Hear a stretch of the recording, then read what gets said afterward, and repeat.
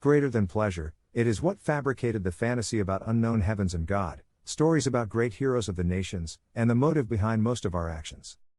Let me ask you one question.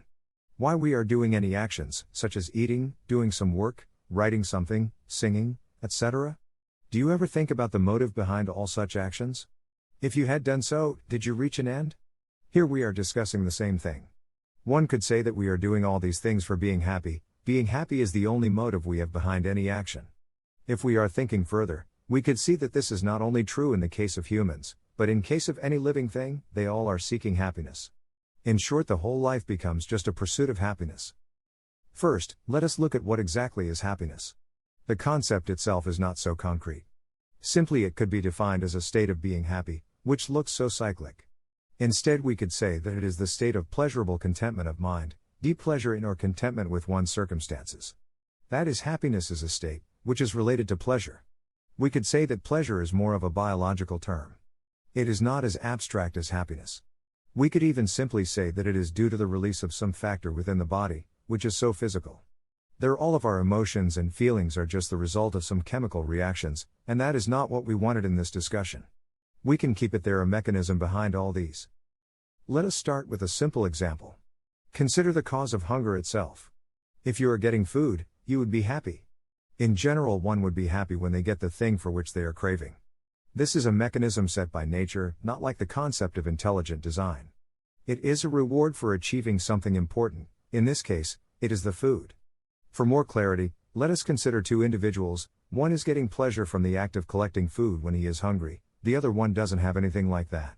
Then the second one would most likely die than the other, as he is not having an interest in eating anything. So, the idea is clear here, it is just a selection, and the one who is rewarded in the form of pleasure would survive better. This is true in the case of reproduction also.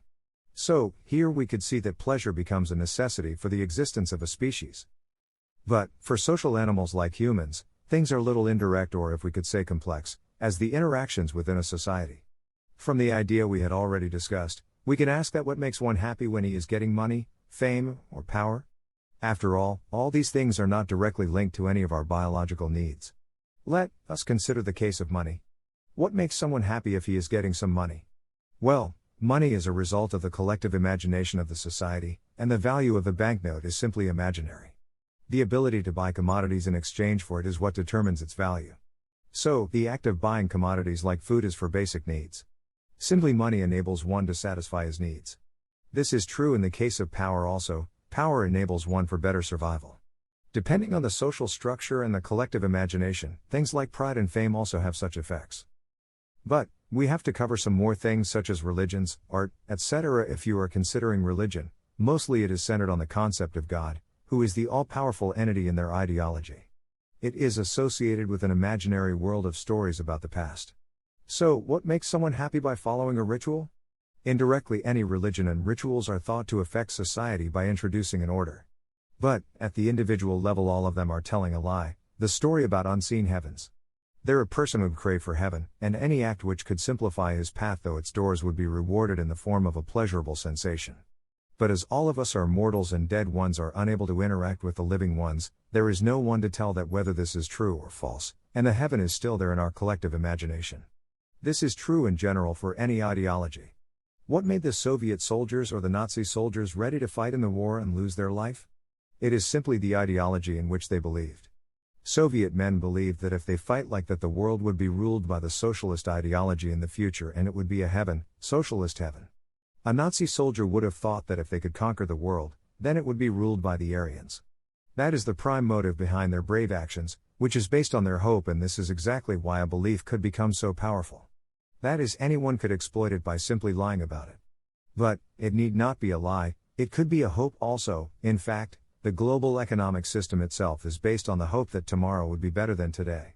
So the hope is giving pleasure to any individual who is taking a step to better tomorrow. He believes that he could overcome his debts in the future. Now, you would be clear about things such as ideologies.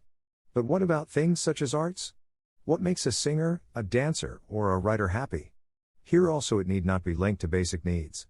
Perhaps not related to any lies such as heavens. But, it could be a journey that is meant to the joy of through the art itself. If you ask a singer or a dancer, what was the feeling while they were performing, mostly there would not be much description, or it would be a simple smile. Like art, the joy that it is giving to the artist is abstract. They are doing it to experience that state. Roughly, it is a meditative way in which one is actually finding the actual source of happiness, within ourselves. But, this is not by the scientific knowledge of anything like that. At some point, one could actually find that the artist is actually dissolving into the art, so that the only thing which is existing there is the art itself. So, it is simply the art, which is the joy, is the only thing existing. Art is existing for the sake of art, and this is the flow that is going into the heart of a viewer. The flow results in appreciation, which itself is part of the art. I think this is true in the case of art and literature. Then one could ask that if it is a pursuit of happiness, then why we are not choosing the simpler ways for attaining a happy state. This in fact is logical, but not a new idea. Substance abuse is mainly due to the reason that it is giving pleasure.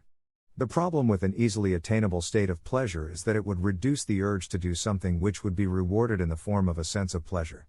Within a reasonable amount of time, the person would be craving for drugs, which is an alternative and shorter way to achieve a happy state. And if you are thinking from the side of that person, there is nothing wrong in it, he is doing what you are doing. That is, you would be doing things such as writing, dancing, or singing for being happy, and he is also doing something for being happy. So the easy ways would make anyone less and less involved in any of the activities, and shortly they would not be involved in social activities. In fact, social activities and recognitions are also related to pleasure, and any person is also craving for that.